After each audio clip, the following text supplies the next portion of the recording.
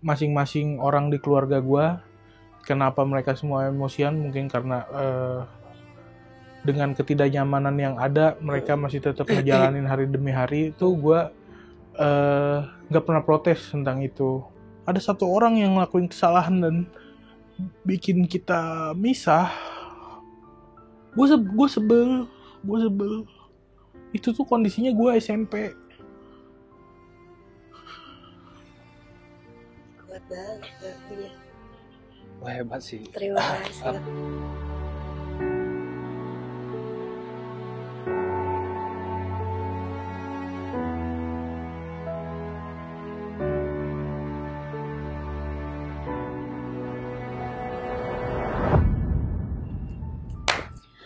Halo semua, balik lagi di konten terbarunya Blue Media, yaitu Halo Hati.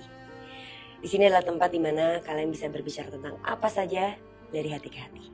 Balik lagi sama aku Firda Indira dari co-hostku Novelizius. Dan sekarang bintang tamu kita ada Kak Viko Fariza. Biar kayak podcast pada umumnya ya. Gak bawa kartu lagi nih mau sulap.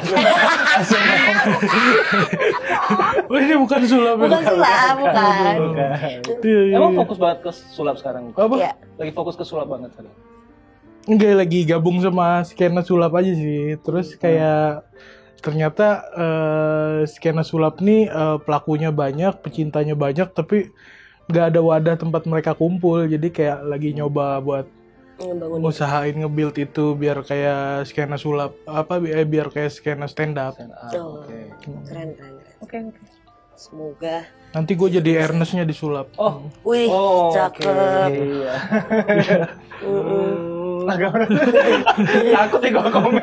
Iya, tadi saya mau ikutan masuk tapi nggak jadi. Attitude baru banget di stand up. Gimana kok, sehat? Sehat. Sibuk apa sekarang? Iya. Standar ya pertanyaan gue ya, nggak apa-apa ya.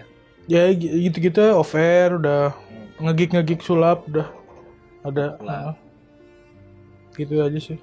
Nah, balik lagi nih Kak, kita kan biasanya memang di setiap episode itu selalu ada tema besar kan. Oke. Kayak yang udah aku juga ceritain mungkin ke Kak Viko bahwa kita di sini tuh akan ngebahas toxic relationship di kehidupan. Ya. Relationship itu kan luas banget ya, nggak cuma tentang hubungan sama pacar, tapi juga bisa dari pertemanan, atau pekerjaan, atau mungkin komunitas, atau mungkin dunia pendidikan, keluarga, dan lain sebagainya.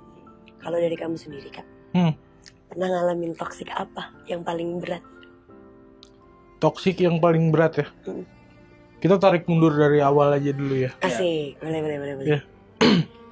Jadi gue ini berangkat dari keluarga yang broken home kan. Broken home, silsilahnya tuh agak membingungkan gitu. Jadi bokap gue punya istri, and then istrinya sakit, and then ketika istrinya sakit, bokap gue main sama adiknya istrinya. Oke. Which is itu nyokap gue. Oke. Tapi si istri pertamanya masih ada? Masih ada, pada saat itu? Iya. Karena kan bisa apa istilahnya ganti tikar apa tuh, turun ranjang. Kalau udah meninggal. Iya. Nah ini kondisinya belum. Baru mau. Mau apa nih? Baru mau meninggal. Oke. Literally dark ya? Iya, ini bisa lucu, bisa dark. Iya, sedih sih. Iya. Tapi maksudnya pada waktu itu kondisinya tuh kelam banget di sekitar mereka karena ya keluarganya bokap gue, ya keluarganya istrinya bokap gue nggak ada yang setuju kan sama hubungan ini karena maksudnya kayak anjir istri lu lagi sakit, lu malah sama adiknya gitu kan. Sorry, ini bukan nyokapnya yang Rispo juga bukan kan? Nyokap Rispo juga. Nggak, yang istri pertamanya? Istri pertamanya bukan. Oke. Ada lagi, itu nyokapnya kakak gue yang 2. Oke. Gue punya kakak cewek 2. Ini yang lagi sakit itu nyokapnya kakak gue yang 2 itu. Oke. Nggak fair nih sama adik iparnya. Sama adik iparnya, which is itu nyokap gue. Yeah. Ada fair sama adik iparnya, and then kemudian istri pertamanya meninggal, terus nyokap gue hamil. Hamil Karispo itu? Iya benar, ini nggak apa-apa nih diceritain kayak gitu. Nggak apa-apa. Tapi Udah pernah diceritain sebelumnya? Belum. Oke. Emang kita konsepnya deep talk, jadi ya alhamdulillah dapet Iya. cerita begini ya. Bisa jadi pembelajaran. Ya agak skip dikit. Lanjut Kak. Iya. Biar makin denger nih. Terus Hamil. itu hamil gue, kondisinya kakaknya baru meninggal, terus dianya hamil, baru dinikahin. Nah pernikahan ini adalah pernikahan yang tidak disetujui oleh keluarga dari masing-masing, dari keluarga nyokap gue, dari keluarga bokap gue.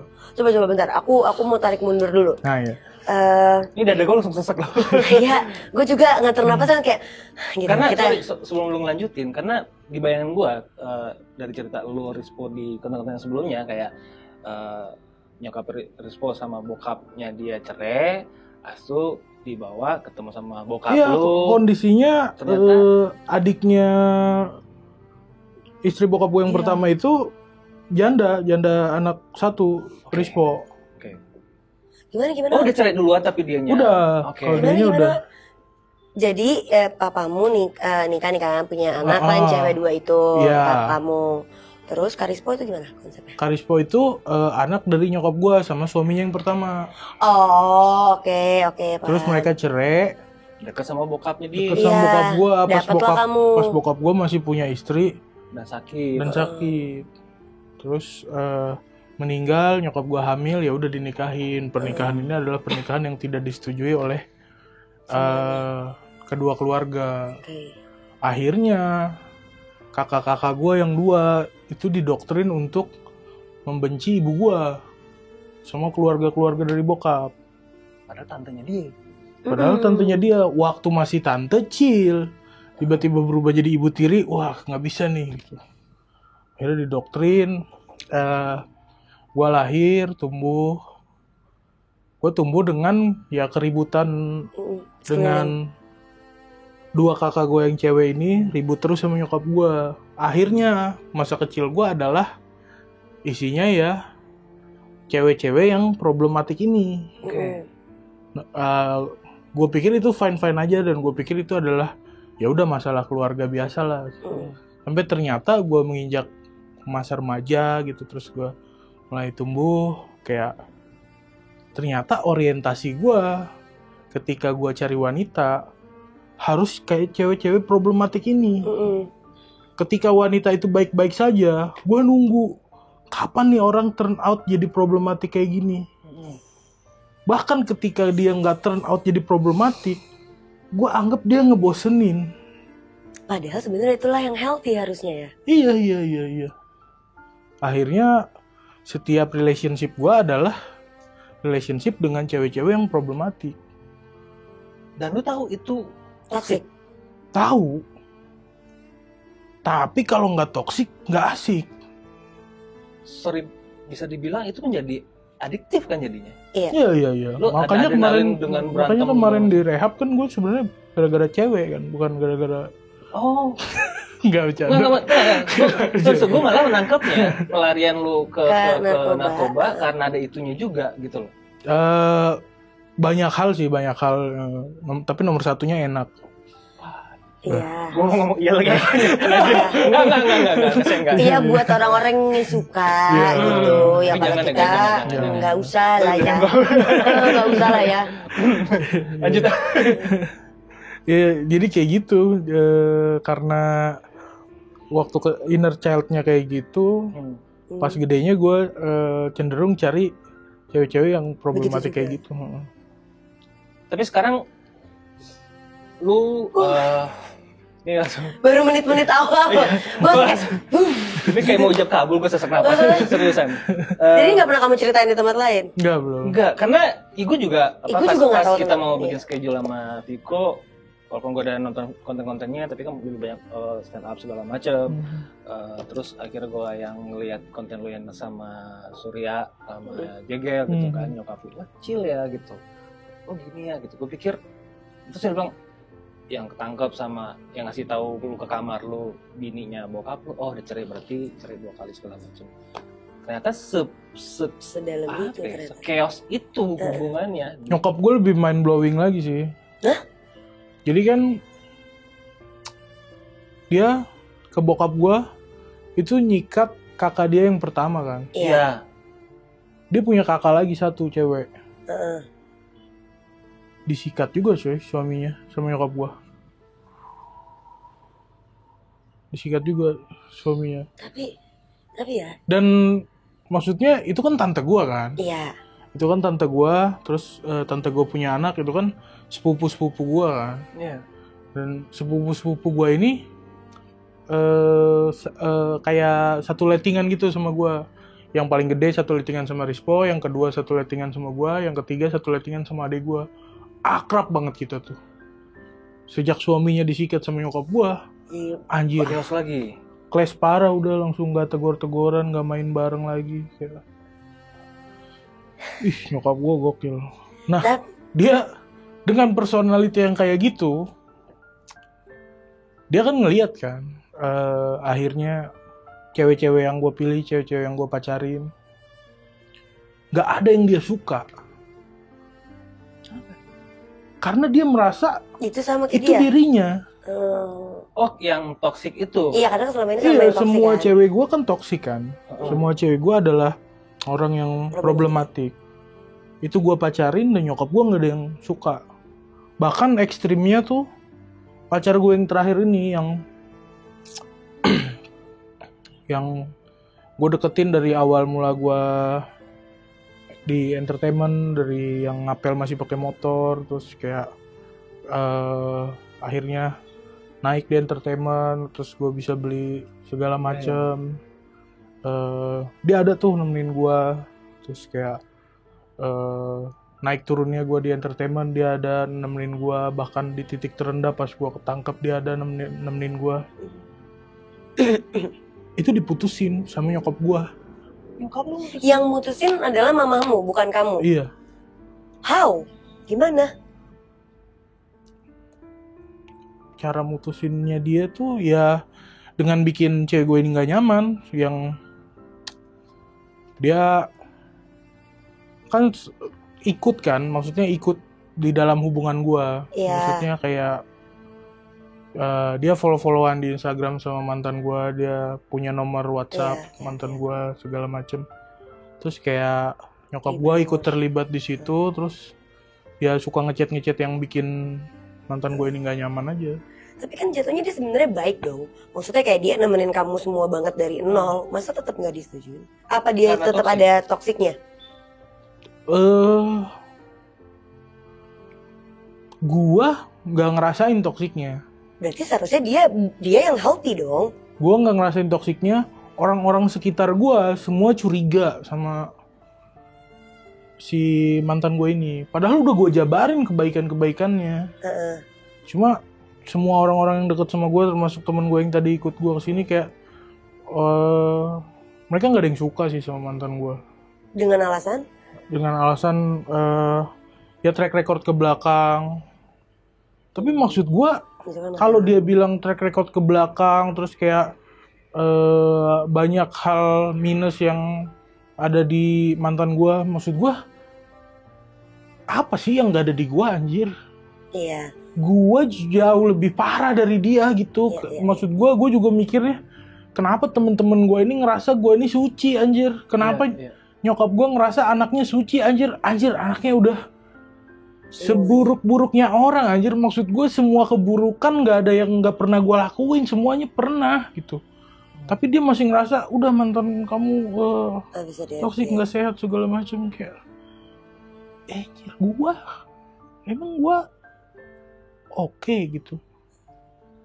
Tapi emang balik lagi ya, ini mungkin biar kita sedikit nafas lah dari ceritanya Kak Viko gitu. Gue agak sedikit setuju di hal ini. Terkadang perbedaan sudut pandang orang untuk menilai laki-laki dan perempuan di halayak warga negara Indonesia terutama ya gitu, memang seberbeda itu Kak. Mau kita bilang kayak masa lalu kita buruk, sekarang kita udah jadi baik-baik aja, tetap akan pandangannya masih ada, bau aroma-aroma image yang dulu tuh masih akan tetap nyantol gitu sih. Dan cuman jadi saru gitu, misalnya kayak Viko bilang itu kan masa lalu, Iya. bilang begitu kan. Tapi di sisi lain dari kecil Piko itu udah dibesarkan dengan lingkungan yang toksik. Iya. Dengan maksudnya sepupu akhirnya jadi kakak dengan kasus ini segala macam, yang ini juga begitu segala macam. Yang tanpa disadari dia mencari tipe cewek yang akan dampingin dia tuh seperti kakaknya problematis segala macam gitu. Menurut dia fine-fine aja, orang di sekitar ini toksik tapi dia enggak kok, aman-aman aja gitu loh. Iya makanya kan kayak dibilang lah, maksudnya ini gue cuma mau bahas tadi kayak citra image orang ya, emang perempuan dan laki-laki di Indonesia sendiri, di warga Indonesia sendiri memang ya begitu, mau lu udah semulia apapun saat ini, ketika memang dulunya lo hancur masih akan tetap ada si aroma-aroma hancur itu gitu, walaupun lu udah settle nih sekarang udah lebih baik. Tapi balik lagi ke misalnya kayak yang tadi Kak Viko bilang bahwa gue ngerasa ya gue juga gak 100% suci anjir gitu kan. Iya. Dan boleh-boleh aja gue udah nerima dia kok gitu. Dia juga masalahnya hancur lah. Gue mungkin sampai saat ini gue masih hancur, tapi gue fan-fan aja. Kenapa harus lo yang ikut-ikut serta di dalam pilihan yang ingin gue pilih? Balik lagi sih sebenarnya terkadang ya mungkin ini yang pernah dipertanyakan juga ke gue. Gue juga cukup besar dengan background family ataupun lingkungan yang juga cukup toksik, sampai mungkin kita juga pernah diskusi pada saat itu ya Kak.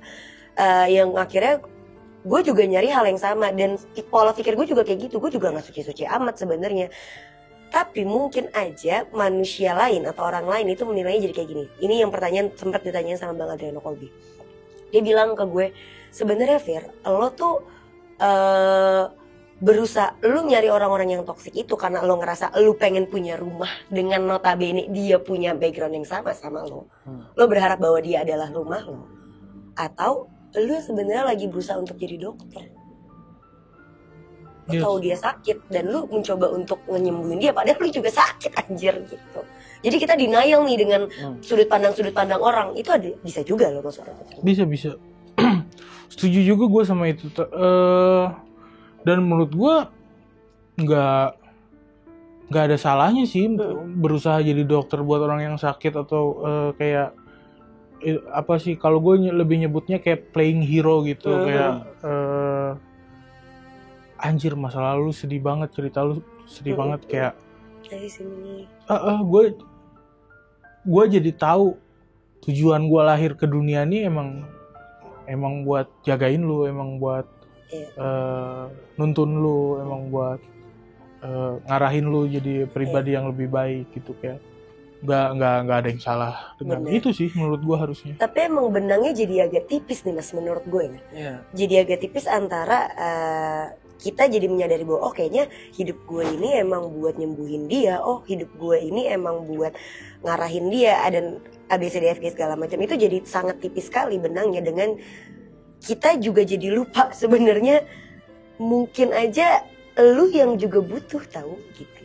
Kesadaran, maksudnya benangnya jadi tipis dalam kesadaran diri sendiri gitu ya. Tapi apa cewek lu, mantan lu melakukan hal sama? Maksudnya lu bilang tadi lu punya purpose akhirnya di dunia buat ngebimbing, ngejagain si cewek ini. Apakah dia lakukan hal yang sama juga buat lu?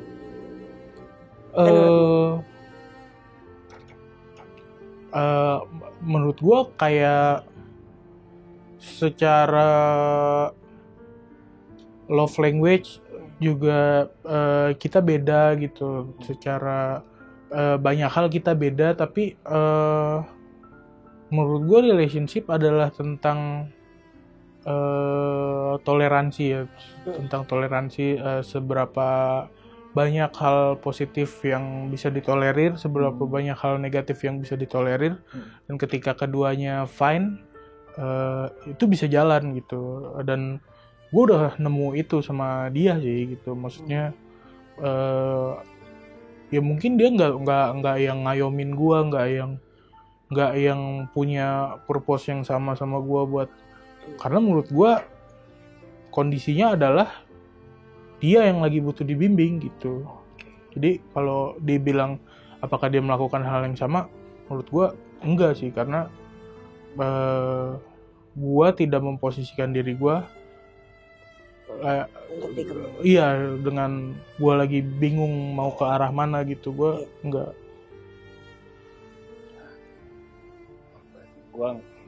Gak nyangka sih ternyata Gue sampai se-chaos tadi itu. punya banyak pertanyaan buat Kak Viko, hilang tiba-tiba anjing. Iya. Ngedenger ini hilang semuanya. Lo baik lagi memang bahwa dunia itu se-roller coaster itu ya, maksudnya. Dia punya banyak sekali rahasia-rahasia dan apapun yang bisa saja terjadi begitu aja gitu. Cuma kalau bicara dengan konteks yang tadi, kayak gue gak ngerasa dia juga melakukan yang sama. Mungkin secara gamblang bisa gue bilang secara sadar nggak kerasa. Tapi kalau misalnya emang lo ngerasa diri lo ada melakukan perubahan selama lo berhubungan sama dia, berarti dia lebih ke dalam tindakan yang dia tidak bermaksudkan hal itu, tapi lo menyerap intisari tersebut gitu, bisa jadi kan? Iya, mungkin bisa. Ini gue coba balik lagi ke awal masalah broken home. Ya. Gue ngelihat baik lagi gue sebelum gue tahu kondisinya se-chaos itu, ternyata gue ngelihat nyokap lo sebagai outsider adalah kuat banget nih. Sebagai seorang perempuan harus hancur rumah tangganya dan gak cuma sekali, ya kan? Lu sendiri ngeliat nyokap lu seperti apa sih? Iya lagi.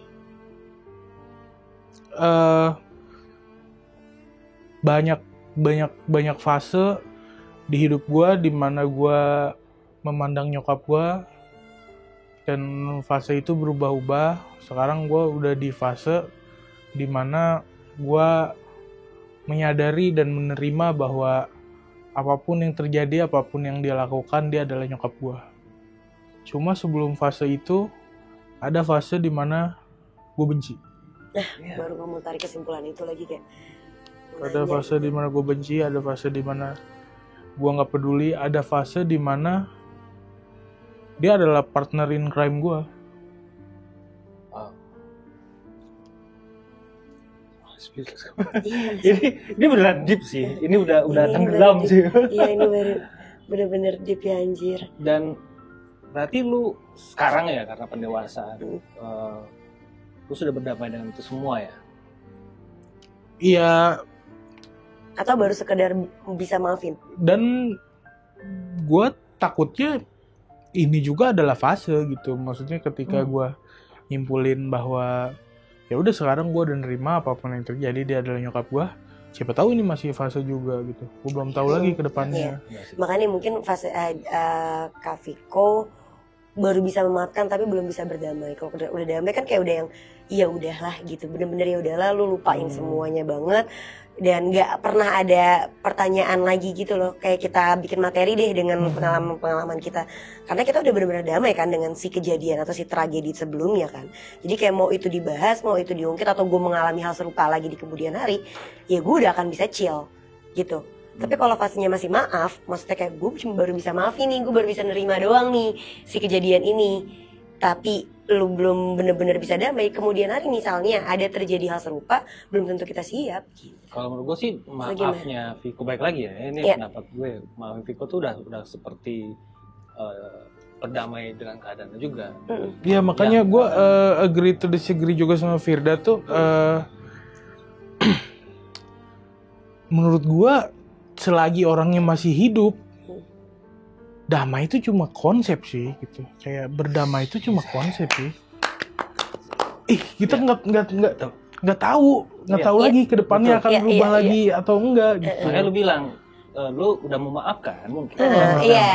Cuma lu jadi lebih aware dan ready ketika akan terjadi sesuatu hal yang lain lagi. Setuju. Karena lu bilang ini maybe ini another fase aja gitu. Gue tuh dapet itu bahkan dari drugs. Wow.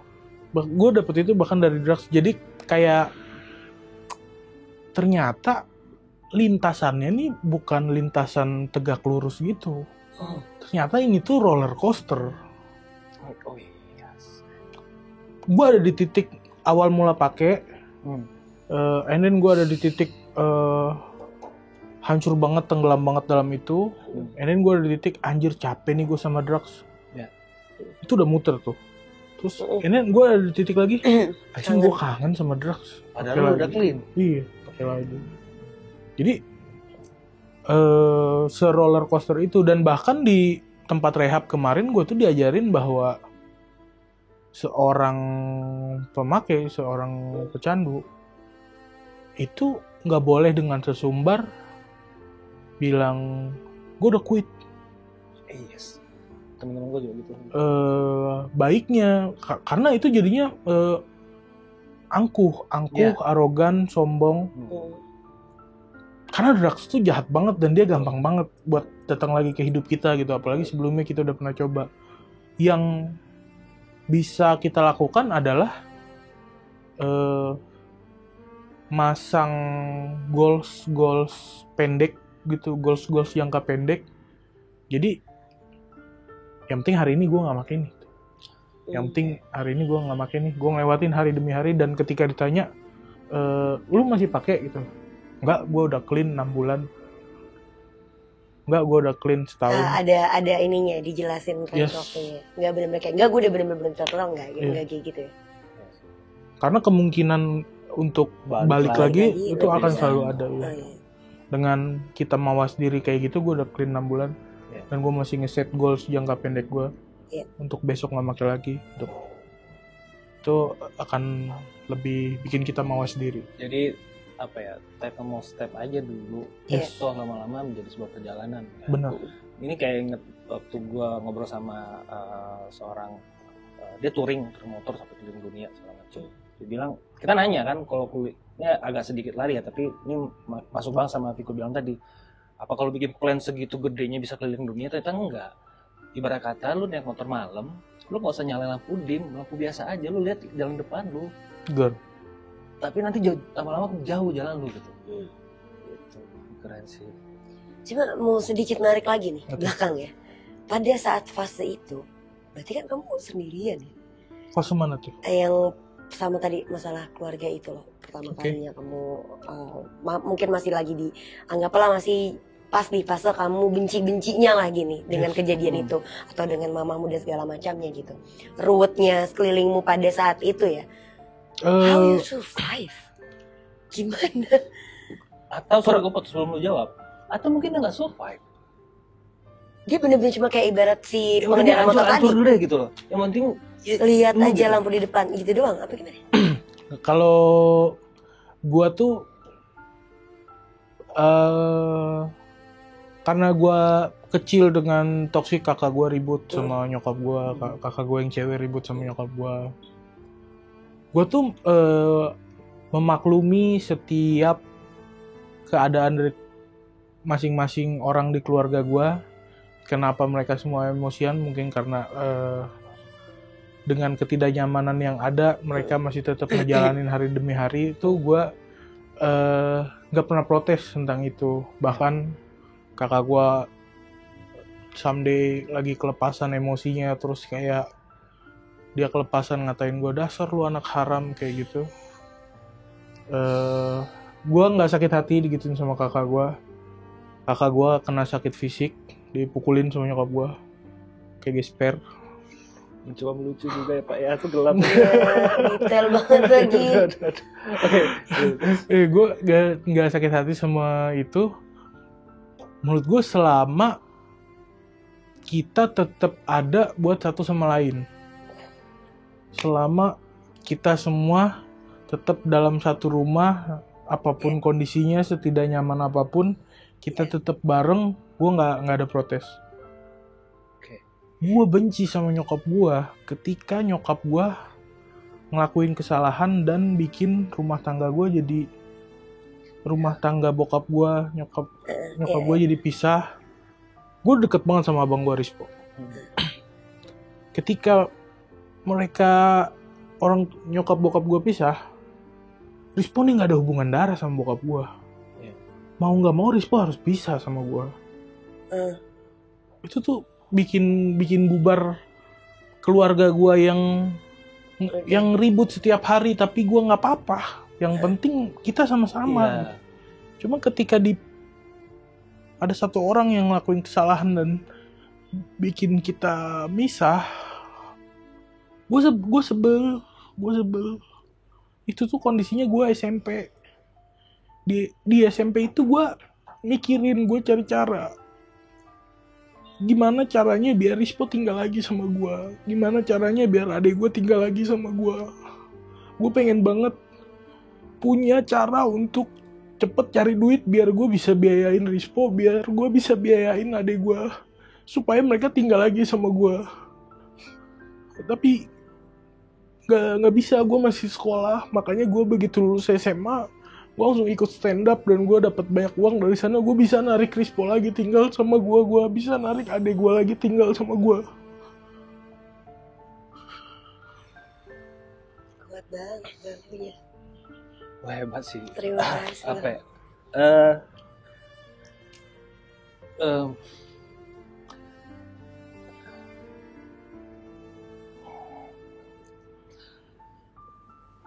Bagus.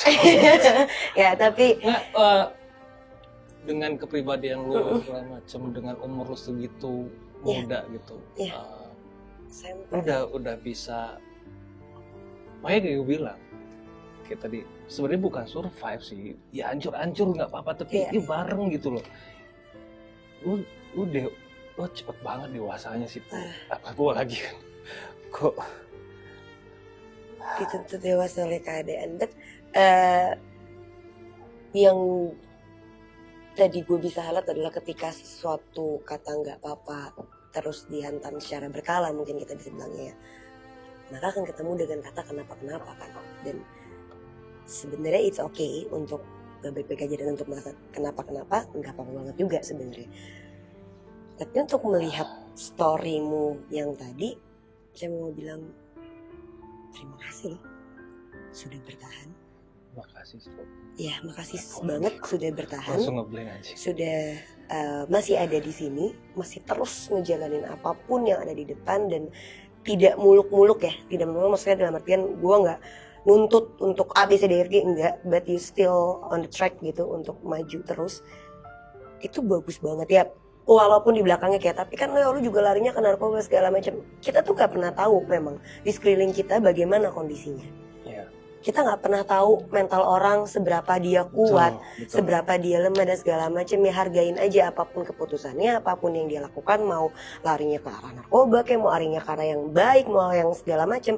Whatever it is, karena dunia memang kadang sebegitu bercandanya untuk ngasih masalah yang gak kira-kira. Jadi kita memang butuh sedikit lebih gila untuk menghadapinya, menurut gue. Iya, sama ini kayak apa? Ketika kita gerakan, apalagi public figure kan? Iya, Kita betul. juga public figure. Ketika terjebak narkoba, orang selalu nganggap ya, mentang ada tenar, Iya. udah apa, udah kaya segala macem. Dalam waktu itu, lu nggak tahu men yang dihadapin kayak gimana. Yes. Lu nggak tahu gitu loh. Nah, gue bukan mencoba untuk mengedukasi ya, tapi iyalah coba lihat dari dua sisi mata uang yang berbeda gitu loh. Lu kalau belum tahu, nggak tahu, mending lu diem gitu. Lu kalau nggak bisa bantu, lu diem gitu. Dan ternyata Sebenarnya apa ya, tanda tanya dalam gue tentang lu dan Rispo, apalagi lu juga segala macam tuh akhirnya kebuka nih di kita. Ternyata buset, ini kayak dunia tuh kayak lagi anjing lu digituin loh. Lu makanya benar kata Firda, lu hebat. Terima kasih masih ada sampai sekarang. Kalau gue pribadi gue nggak tahu sih. betul. Gue nggak tahu. Dan kita nggak bisa komparasi ya. Karena gue ngelihat nyokap gue berantem sekali doang. Yes. Cuy, itu udah bikin gue yang wah, bokap gue gitu, padahal kondisinya nggak berantem bokap memukulin. Justru nyokap waktu itu kondisinya lagi panik segala macem, ya ada peributan, nyokap mau melakukan sesuatu yang tidak baik, bokap nahan. Cuma karena gue ngelihatnya udahan pas ditahan kakak gue kayak, oh bokap mukul, padahal enggak gitu. Itu aja udah bikin hancur ini gue, apalagi seorang Piko yang hidup begini nih gitu. Tapi agak balik lagi ya, aku tidak ingin untuk berkomparasi ataupun menyamaratakan ceritamu dengan ceritaku. Semua orang punya ceritanya masing-masing lah gitu. Tapi aku bilang hebat karena gini, hal yang bikin kamu luka, hal yang bikin kamu sakit, bahkan trauma, sampai kamu harus memaksakan diri ya, bukan kamu ingin, tapi ya lu dipaksa sama hidup lu, dipaksa bahkan sama kaki dan diri lu untuk bisa menyatukan itu. Lu masih baik, lo masih ngebuka tangan lu lebar-lebar, menerima si luka tersebut, menerima orang yang ngasih lu pisau itu. Kayak kasarnya lu dibunuh nih, lu ditusuk sama orang, lu tuh gak cabut si pisaunya, lu tetap tahan, lu pegangin, bahkan lu tetap peluk orangnya. Itu sih luar biasanya Kak. Gue nggak bisa sendiri sih pasti itu. Iya, Karena kayak mungkin gue adalah orang yang sensitif atau bisa dibilang terlalu sensitif. Nah si Rispo ini adalah orang yang ya udah gitu, apapun yang terjadi ya dia tuh ya udah gitu. Terus kayak ya akhirnya dia tahu gue banyak sebelnya sama nyokap gue marah, kayak ya banyak hal Rispo ngomong ke gue bahwa ya tapi itu keputusan orang tua kita nggak sih gitu, kenapa kita harus sebel gitu. Maksud gue maksudnya gue tuh attach gitu sama, maksudnya terikat gitu sama banyak hal gitu. Terus Rispo tuh yang bikin gue bisa lebih chill gitu, lebih bisa yang nampar Dia kamu lah ya. balancernya lu ya. iya bahkan dia nggak berusaha untuk nampar, dia nggak berusaha nasehatin, dia ngasih tahu bahwa apapun yang terjadi itu adalah keputusan orang tua kita, hidup tetap harus berjalan gitu, pilihan tetap ada di kita mau jadi rusak atau kita mau jadi baik, bolanya kita yang pegang. Jadi hargain aja keputusan mereka gitu. Oh iya ya, ternyata bisa sederhana itu ya gitu, kalau nggak dibikin ribet gitu. Jadi kayak ada benernya juga.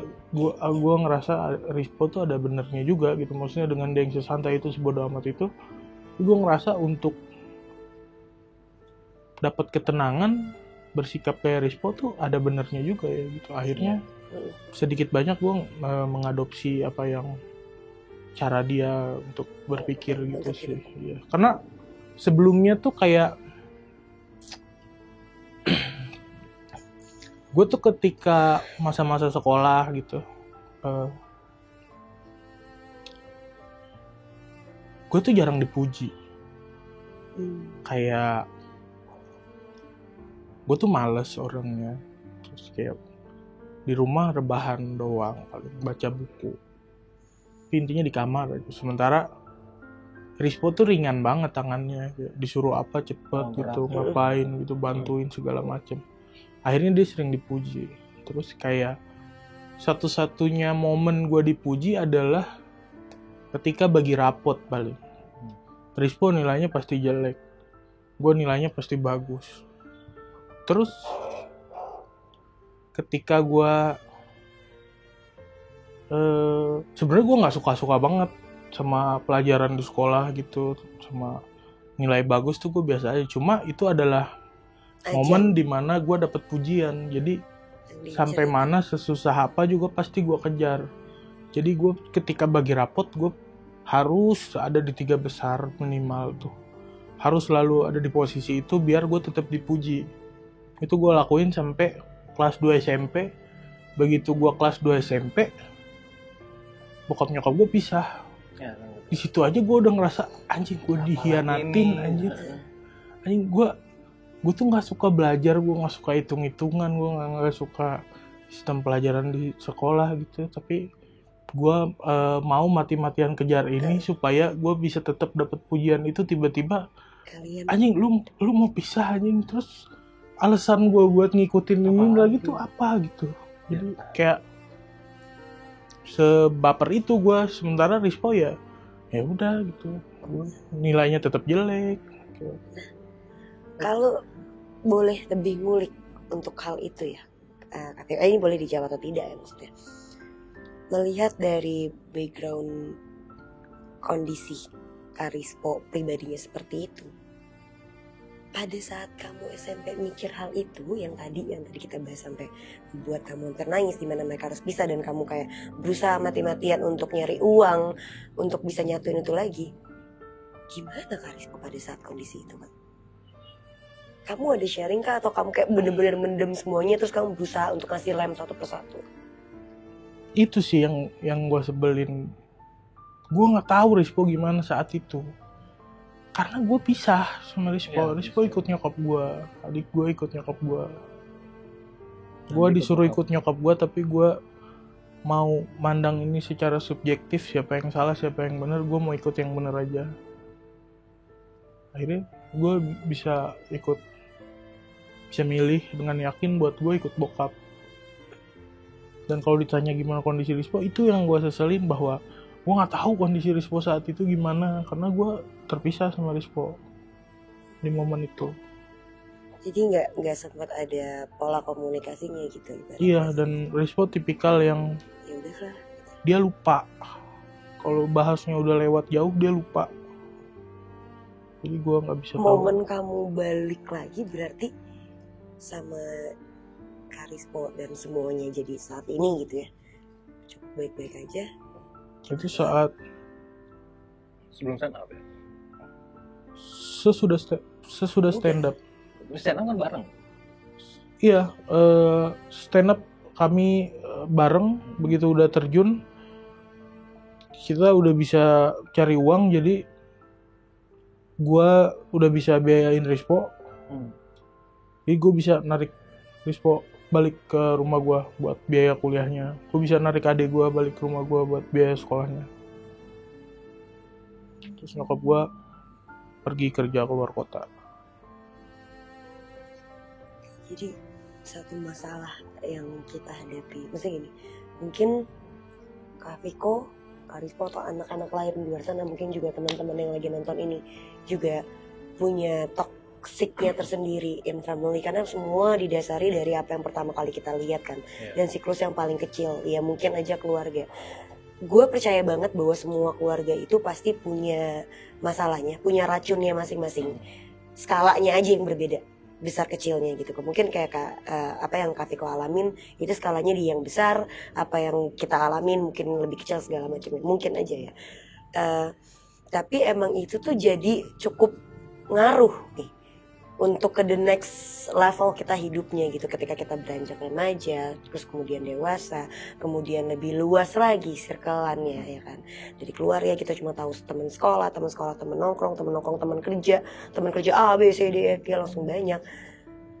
Ternyata apa yang sedari kecil kita lihat cukup bisa kita tarik sampai ke sekarang ya gitu pandangannya.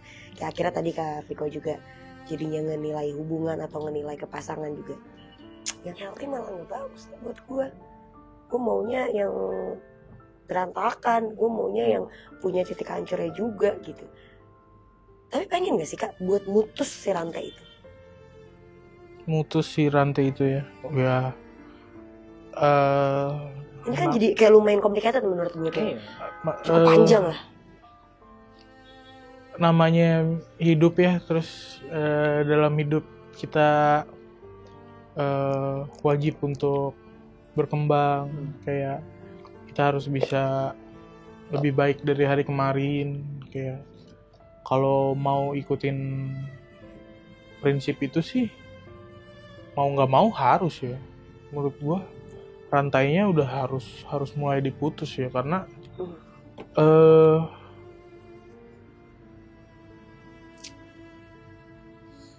ada satu teman gue bilang kayak kita pasti punya mantan yang kalau ditanya lu mau nggak balikan sama dia, jawabannya adalah enggak.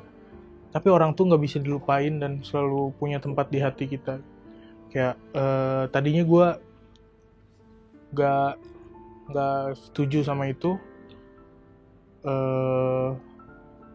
sampai ternyata anjir gue bener ada di fase itu gitu. Kayak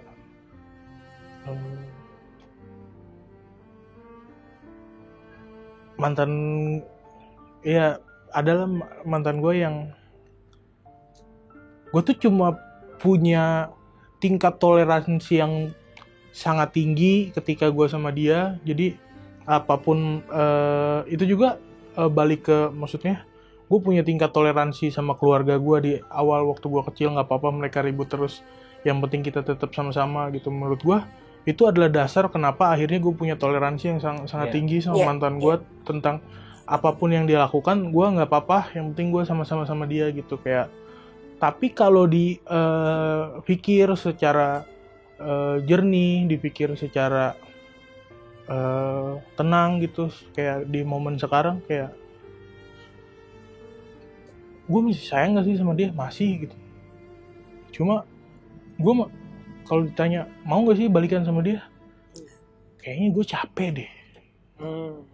Kayaknya gue capek deh gitu. Terus kalau ditanya gimana cara mutus rantai itu, ya gue lagi di situ sekarang. Gue lagi mencoba untuk mutus rantai itu. Gue lagi coba, nggak apa-apa hati gue tuh nggak harus tergetar dengan semua toksik yang lu punya gitu. Maksudnya kenapa sih hubungan yang toksik itu nyaman? Karena itu kan menggetarkan hati dan bikin kita naik turunnya tuh kayak anjir, menyenangkan sekali hubungan ini gitu. Padahal gue lihat banyak hubungan, maksudnya gue nggak bisa sebutin ya orangnya, tapi gue melihat banyak sekali hubungan yang tidak didasari dengan cinta yang begitu menggelora gitu, tapi hubungannya tenang gitu, hubungannya nyaman gitu. Masing-masing dari mereka tuh pegang komitmen gitu, terus masing-masing dari mereka melakukan tugasnya dengan baik gitu. Tidak ada dinamika cinta yang gimana di hubungan dia, tapi anjir sehat banget nih gitu. Masing-masing memegang perannya dengan baik gitu. Jadi kayaknya gue arahnya lagi ke sana deh gitu. Karena mungkin ya kita sempat bahas waktu itu di podcast kita yang lain ya sama Mas Agung. Gue bilang bahwa yang menyeramkan itu selain daripada ekspektasi, ya adalah obsesi sebenarnya. Ya kan? Orang bilang kita tuh bisa hancur karena ekspektasi kita. Nggak hanya itu loh. Ketika lu sudah obses juga, itu bisa ngebuat hancur. Karena ya lu nggak mikir nih apa yang lo harapkan gitu, apa yang ingin lo dapet sesuai dengan pikiran lo ya, ekspektasinya sih itu. Tapi lo terobsesi untuk mendapatkan hal itu, walaupun lo nggak tahu di depan itu apa. Itu juga serem. Ya itu juga yang bahaya sama yang kayak tadi dibilang kita pengen jadi dokter buat orang yang sakit ini, kita playing hero itu. Maksud gue ketika itu kita menjadi dokter, kita menjadi hero buat orang itu, ketika itu dilakukan dengan tulus, menurut gue itu akan fine-fine aja.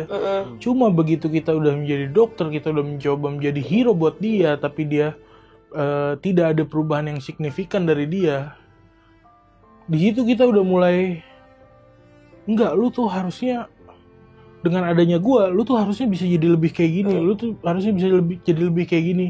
Menurut gue itu sih yang jadi kayak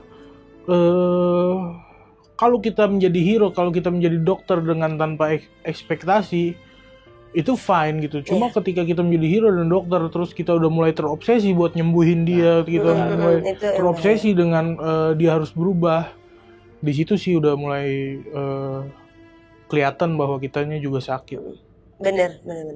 Bahwa kita adalah orang sakit yang berusaha menyembuhkan orang sakit juga gitu.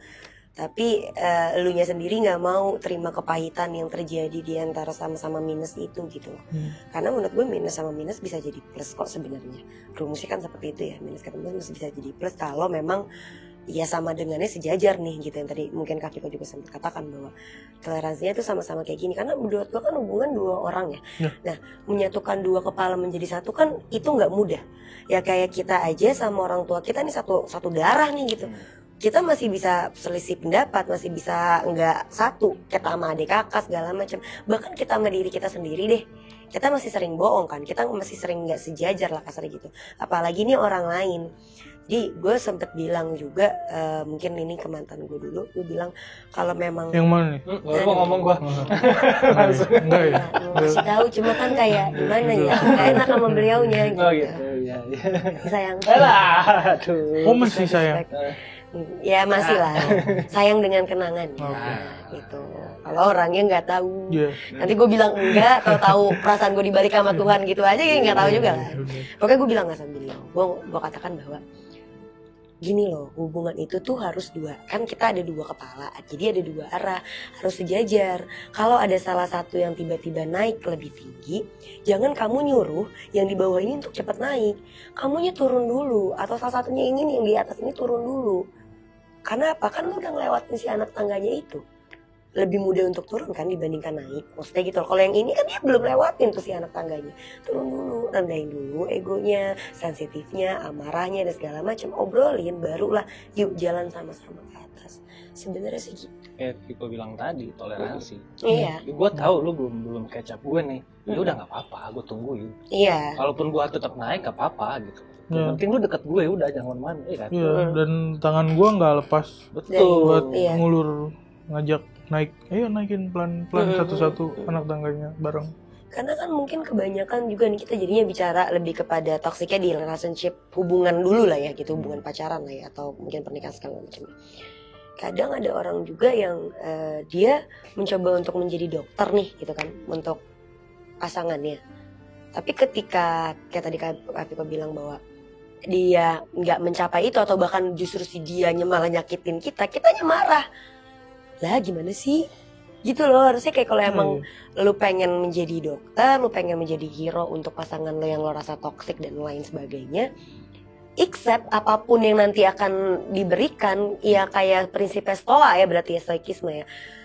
Di stoikisme mengajarkan Seneca, Epictetus dan segala macam tersebut, dia bilang bahwa lu tuh harus bisa pisahin internal dan eksternal. Makanya di dalam hidup coba aja untuk selalu berikan dan lakukan hal yang paling baik yang bisa lo lakukan dan lo berikan, tapi jangan lupa untuk selalu persiapkan hal yang buruk gitu.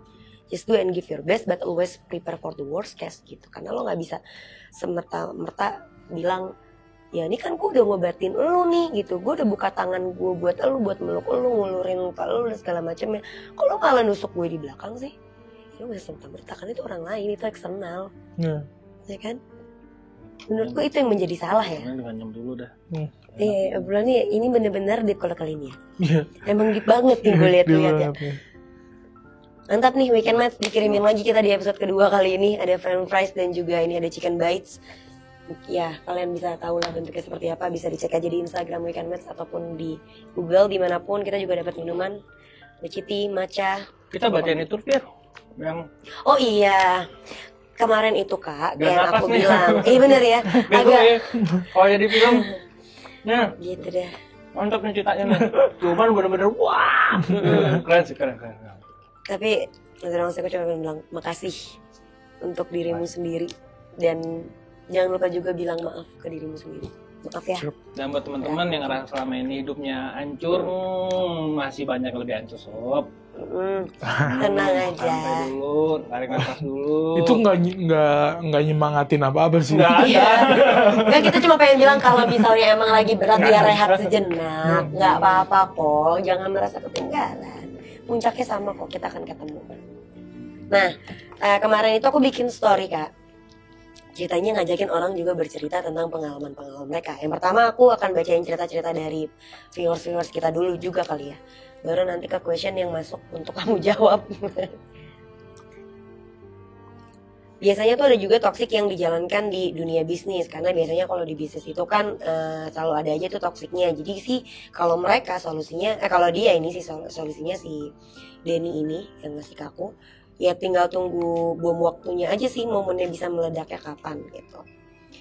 Toksik di bisnis ya. Ya, balik lagi ya, semua orang berbeda-beda lah dalam menyelesaikan suatu racun di dalam kehidupannya. Ada juga yang cerita sekitar 3 tahun lalu aku pernah ngalamin abusive ya. Dan of course aku gak berani untuk mukul balik karena jelas dia bakalan pingsan kalau aku bales.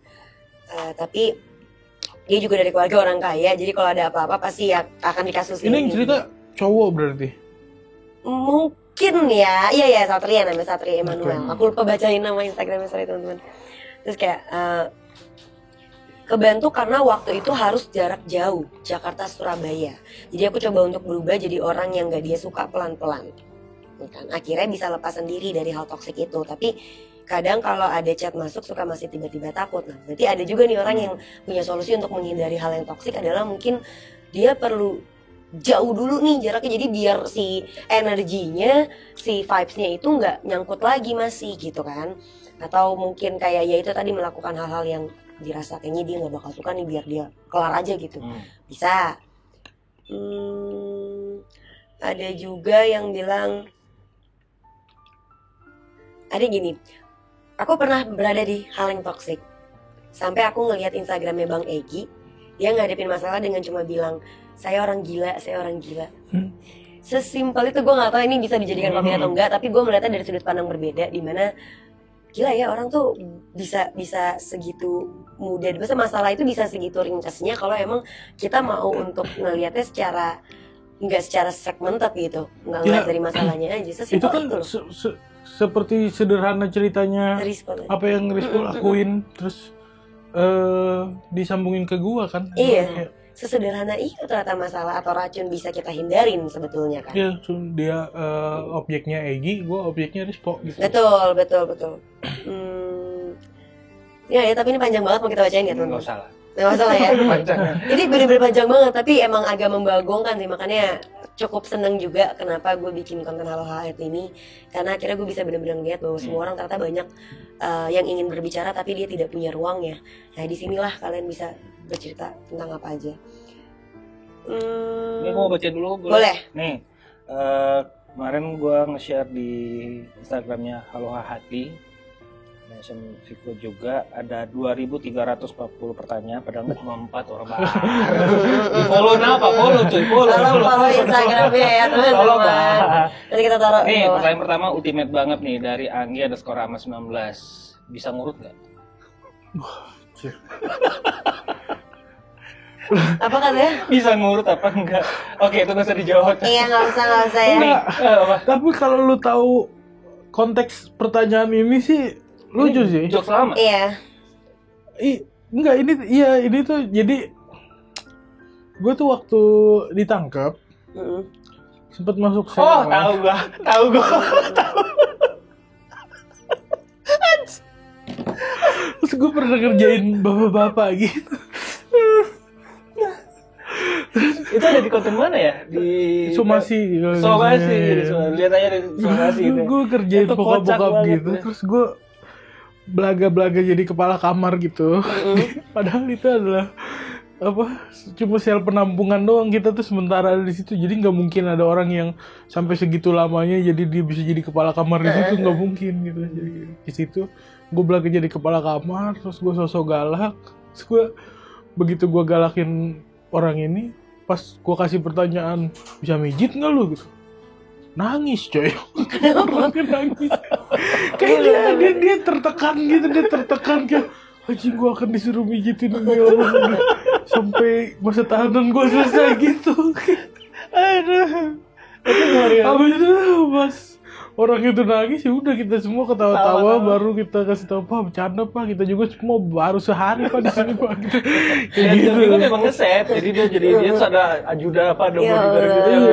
Jadi udah pas kan banget settingannya. Suasana kan suram sekali kan, orang udah pada kayak hopeless gitu, udah pada tidak punya semangat untuk menjalani hari esok gitu. Terus dengan suasana yang semenyedihkan itu, segloomy itu, anjir nih harus ada hiburan nih di sel ini. Terus gue ajak acting lah mereka, lu mau acting nggak? Lu mau bang, udah ikutin gue. Tak kalau ada tahanan baru lu pijitin gue, lu kipasin gue, oke siap bang. Terus ada orang baru masuk, dipijitin, gue dikipasin. Langsung gue bentak orang, narkoba lu ya gitu. Panik tuh. Ya bang. Langsung nyari tempat di pojok gitu kan. Duduk, itu malu-malu. Siapa lu suruh duduk? Diri lagi dia tegak. Oh iya, apa sih? Iya segitu. Bisa mijit nggak lu? Nangis pas gue gituin. Terus yang lain nggak kuat gitu aktingnya, jadi pada ketawa tuh. Dia cerita, saya kenapa emang nangis gitu. Saya dari awal masuk juga abang udah tahu kan saya narkoba gitu. Saya pikir wah ini pasti orang penting nih gitu, kata gue. Enggak Anjing. kalau itu lu Viko gitu. Itu selnya sel narkoba anjing. Semua yang masuk situ pasti gara-gara narkoba. Saking panik. Dia nggak sadar hal-hal kecil kayak gitu. Ya, terus jadi kalau kayak ada yang DM gue di Instagram atau mention gue di komen kayak bisa mijit nggak lu, pasti itu satu sel sama gue dulu berarti. Oh iya. Anggi Rama ya, gue inget sih Anggi. Udah, ini pertanyaan beneran nih. Aduh, nama aku dari berbuat QZMSLW_. Cara menjadi pendengar yang bijak dengan seseorang yang putus asa. Cara menjadi pendengar yang bijak buat seseorang yang putus asa. Ini kita udah masuk ke sesi Q&A untuk Kak Viko ya?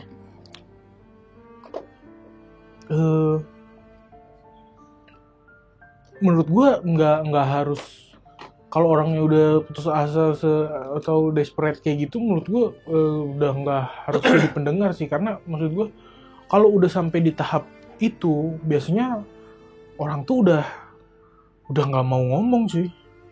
Kalau udah sampai di tahap putus asa kayak gitu tuh biasanya orang udah nggak mau ngomong. Jadi menurut gue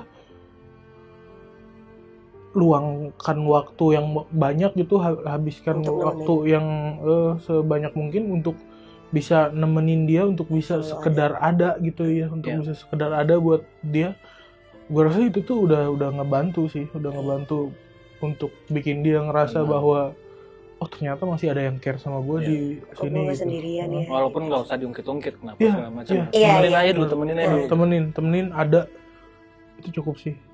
Kadang emang orang tuh ketika pengen cerita atau ketika lagi di posisi di bawah nggak pengen ditanya sih, nggak pengen ada debat kusir gitu. Gue cuma pengennya sekedar lu itu aja cukup banget. Atau at least kalau lu nggak bisa bersimpati seperti itu, lu diem aja untuk kayak cuma sekedar yang itu cukup banget. Itu cukup banget, lebih dari cukup. Nih, bahkan cerita gue pribadi ya, kayak gue waktu awal-awal keluar rehab gitu kan, pasti maksudnya kan ada transisi kan, ada transisi. Terus kayak ya gue tuh masih yang linglung gitu, di begitu main gitu masih yang linglung, nongkrong tuh masih yang bingung gitu, masih ada banyak rasa nggak enak gitu. Terus gue ya nggak apa-apa gue ada di situ, tapi biasanya kan kalau nongkrong gitu kayak sering bercanda gitu, atau orang-orang tuh pada ngajak bercandanya gue gitu. Itu gue cuma pengen ada aja, terus gue nggak ngerasa sepi ada di situ, tapi gue belum bisa nih bercandanya gitu. Gue cuma pengen ada di situ doang. Terus beberapa temen gue tuh ngertiin itu dan dia nggak masalah sama itu gitu. Nah beberapa tuh ada yang lu kenapa sih jadi diam aja, udah nggak apa-apa, ayo dong ceria lagi, bisa kok aman gitu, kayak itu Bambang anjing gitu. Sabar anjing gitu.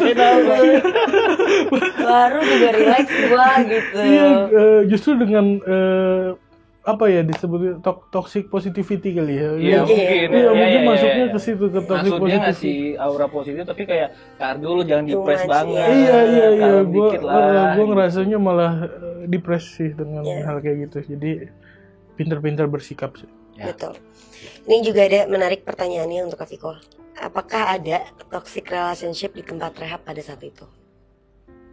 Toxic relationship di tempat rehab. Ada nggak sih? Sebenarnya yang tadi cerita urut juga udah lumayan toxic sih gitu.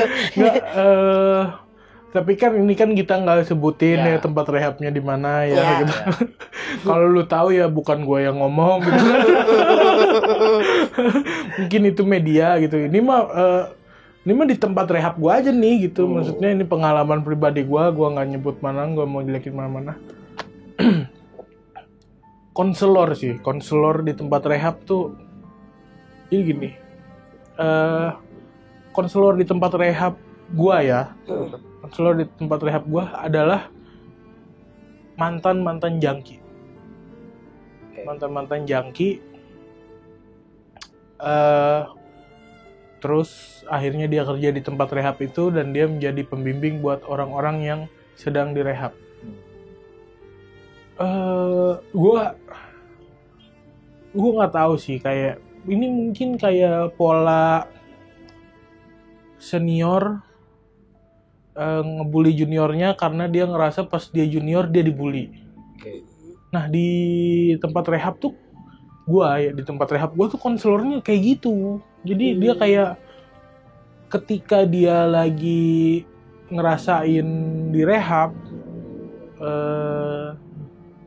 dia nggak dapet apa yang dia pengen gitu. Terus dia ngebales hal itu ke orang yang sedang lagi rehab pas dia udah jadi konselor gitu. Menurut gua harusnya nggak gitu sih. Kalau gua mikirnya ya, kalau gue jadi konselor, gue ngerasa gue harus apa yang tidak gue dapat waktu di rehab, gue pengennya junkie yang sedang di rehab itu dapetin apa yang gue tidak dapat waktu gue lagi di rehab sih. Jadi gue akan memprovide, bukan malah meneruskan rantai ketidaknyamanan ini ke orang-orang yang malah lagi di rehab gitu sih. Jadi berarti sebenarnya ada lah. Kayaknya dimanapun deh toxic itu pasti akan selalu ada menurut gue ya. Belum lagi suster-suster di tempat rehab gue gitu kayak bilang, kamu kok jadi pendiam sih, kamu depresi ya gitu kayak.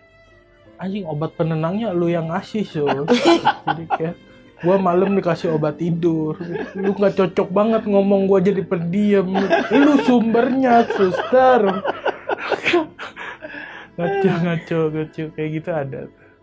Kemarin kan juga kayaknya Kak Viko bikin Q&A kan di Instagram juga. Ada yang menarik nggak yang ingin kamu jawab dari question di situ?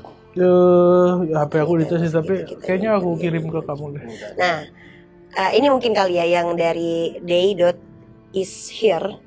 Dia bilang, gimana cara keluar dari toxic relationship dan gimana kalau ternyata yang toxic itu kitanya bukan dianya, gimana sih cara taunya? Ini pertanyaan-pertanyaan yang menurut gue tuh, oh iya sih, mind blowing sih. Gimana kalau sebenarnya kitanya yang toxic, kita nggak menyadari aja gitu. Tapi suatu saat kita akan, kalau ternyata memang kitanya yang toxic ya, suatu saat kita akan tahu sih. Entah gimana caranya, tapi entah lingkungan yang nyadarin, entah kita udah mulai sering melihat ke dalam diri kita sendiri gitu. Kayak suatu saat kita akan, kalau ternyata memang kitanya yang toksik ya, suatu saat kita akan tahu dan sadar sih. Dan kita akan kecarian orang itu dan akan ngerasa ngutang maaf ke orang yang kita toksikin. Menurut gue kayak gitu. Sebenarnya cara sadar nggak, secara tidak langsung, cara menyadarkan kita bahwa mungkin kitanya yang toksik gitu ya. Dengan lo lihat apakah kejadian yang tidak nyaman itu di satu lingkungan atau di satu momen terjadi secara berkala nggak di tempat yang berbeda atau di momen yang berbeda. Ketika itu terjadi secara berkala, mungkin aja kayak ada yang salah kali dari diri lo gitu.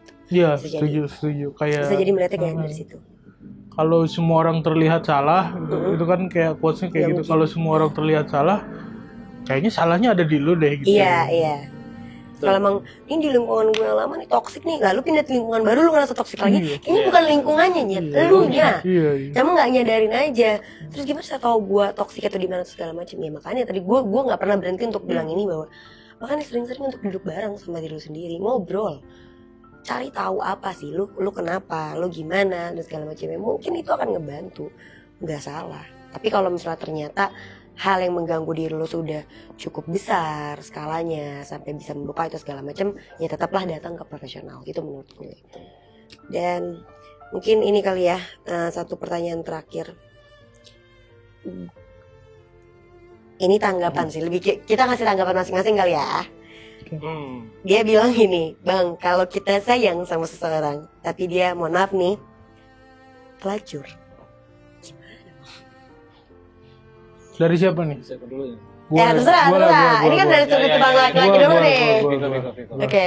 Kalau kita sayang sama seseorang tapi dia pelacur, menurut gue sayang sih nggak ada salahnya ya. Jadi menurut gue ya nggak apa-apa, tetap sayang gitu. Tinggal lu nya aja bisa nggak mentolerir dia dengan keadaan dia yang seperti itu gitu, atau lu punya solusi apa? Terus ternyata dia mau jalanin solusi itu bareng sama lu, ya bisa dilanjut gitu. Karena kalau ngomong suci, nggak ada yang sepenuhnya suci sih, jadi aman aja sih menurut gua sayang sama pelacur. Kalau gua tadi, kalau gimana kita sayang sama orang ternyata dia pelacur, gua kan nanya balik, dia sayang juga nggak sama lu? Iya. Itu dulu sih. Kalau sama-sama sayang baru bisa dilihat stepnya mau ngapain. Apakah dia mau berhenti dari dunianya? Kalaupun terpaksa, karena ada beberapa tuh nggak bisa lari dari dunianya. Ya, gue bilang tadi, toleransi itu dalam konteks. Lo seberapa bisa bertoleransi akan hal itu? Itu dulu sih. Ya, aku mau kesimpulan aja. Kebetulan di posisinya di cewek gitu kan. Ya kalau pelacur cowok juga ada kali. Iya, maksudnya ya aku takut salah gue. Lu kalau tiba-tiba main aman. Sayang sama gigolo gimana? Diubah dong. Lu kalau tiba-tiba sayang sama gigolo. Sebenarnya suatu rasa itu tidak pernah salah menurut gue, karena ya semua manusia itu berhak untuk merasa, kita semua punya perasaan yang berbagai macam dan perlu kita validasiin. Cuma balik lagi bener, lihat feedbacknya. Kalau memang feedbacknya tidak ada, ya maka lo harus sadar diri untuk berhenti. Gak apa-apa waktunya panjang atau lama, gak apa-apa, lo yang tahu aturannya sendiri. Tapi kalau emang ada feedbacknya dan baik juga, dan tanpa lo menuntut dia untuk seperti apa yang lo mau, arahin dulu sih paling. Kalau emang dia bisa mengikuti ya syukur gitu kan. Tapi kalau memang kayak tadi dibilang, tapi dia harus ABCDF ya itu kan hal buruk ya maksud gue ya gitu. Ya kalau bisa diputus rantainya gitu. Ya aman aja sih sayang sama gigolo tuh, yang si Dede itu kan tetap bisa. Ya, gimana? Oke, thank you. Gila ya. Tapi semuanya. Ada apa nih, Vic? Iya. Nggak tahu ya ini tayang udah kelar atau lanjut apa enggak. Program gua di Bloom, gua ada sketsa juga di Bloom ya. Sama Rispo. Poco-poco ya? Poco banget. Itu ada. Mau ada show atau special atau apa? Ya ada show, mau ada bikin podcast juga, kayak ya apa aja yang positif dikerjain lah. Mantap. Thank you. Jangan positif COVID ya. Jangan, udah lewat. Cuma intinya buat teman-teman ya, banyak banget sebenarnya yang masuk ke kita, cerita-cerita yang kalian juga ceritain tentang pengalaman kalian ataupun pertanyaan-pertanyaan yang kalian tanyakan untuk bintang tamu kita. Maaf kalau nggak bisa dibacain satu persatu, tapi sekiranya kita harap di episode kali ini atau di durasi ini bisa menjawab seluruh yang kalian ingin tahu dan ingin tanyakan. Tapi jangan pernah berhenti untuk cerita sama kita ya. Silakan kalian bisa DM ke kita di Halo Hahati atau ke personal langsung ke aku atau ke Novel. Nanti ada Instagramnya juga di bawah sini yang kalian bisa yang kalian bisa follow. Terus cerita aja ke kita, atau mungkin kalau menurut kalian ada bintang tamu lain yang kalian ingin tahu opininya terhadap cerita kalian ataupun pola pikir kalian dan lain sebagainya, atau mungkin kamu pengen tahu juga tentang personalitinya dia, silakan tulis di kolom komentar. Jokowi gitu ya. Kalau yang itu agak thank you juga buat Weekend Match sama Alter Studio udah bantu-bantu kita. Sukses terus. Terima kasih juga untuk Bloom Media. Jangan lupa untuk tonton seluruh konten-konten di Bloom Media, like, comment, dan subscribe. Kalau gitu sampai bertemu di episode berikutnya. Aku Fira. Novel. Kak Viko pamit undur diri. Bye.